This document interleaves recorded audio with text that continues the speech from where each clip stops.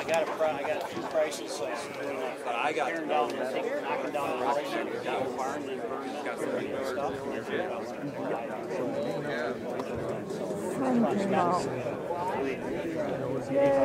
Make those transitions.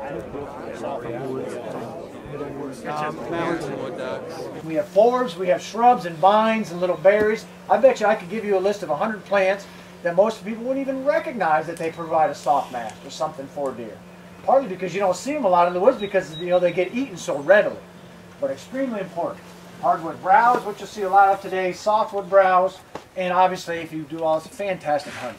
You really can have fun with this. And I invite you to be able to do this, be able to share it with others. In 2007 I planted brassicas and they started using it right away. Dan Timmons farm, they don't eat any brassicas whatsoever or turnips or anything on.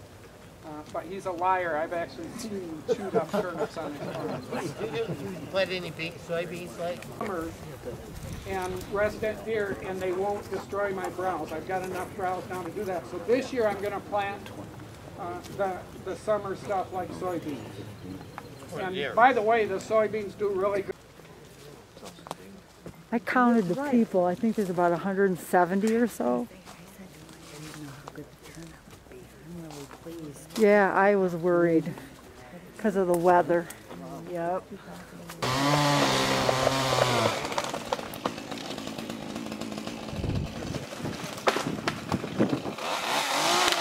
There it goes. Beautiful. Good job. Have you done that before?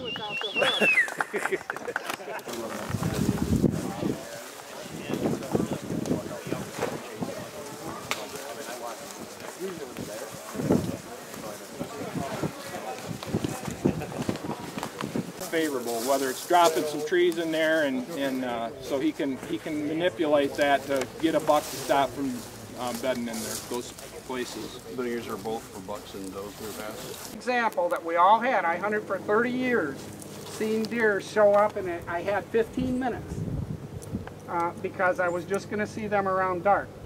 In a setup like this, where we have 8 of these little food plots like this, you're going to have 3 or 4 doe families out here a couple of hours, and then as it gets towards dark, that's when they're going to move to that bigger field over here. But because I love to sit there, I see a buck every 2 hours that I sit. I see a doe every hour. I see a deer every 30 minutes on average that I sit. That's what gives me pleasure in life. And if I do shoot a nice deer, I'm real happy with that. But I would not do all this work. I would simply buy a ticket to Iowa if I wanted to kill, really wanted to kill big bucks. I'm doing this out of love of my heart for this habitat, and I really do care about it. Other questions? Top of the weed.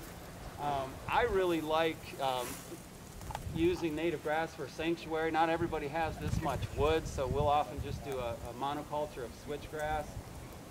One of the landowners grass stands, which if you don't do any kind of management to them once they're established, they can get kind of thick and monoculture-like, and you lose your forbs, which detracts from the diversity and really leads to lesser wildlife usage. And there's ways that you can combat that. First of all, with lower seeding rates upon establishment, and also and then planted. So that's what you're doing with these warm season grasses.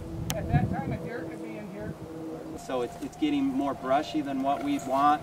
So an area like this, we would burn this, we would treat cattails to keep it a little more open. But again, the way a fen works is you have this water coming from seep. So this is a seep that's coming out of the hill. And a lot of guys have asked me today about spring.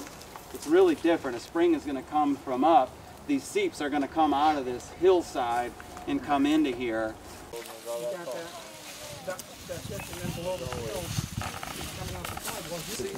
Well, thanks guys. I really enjoyed having you all on the farm today.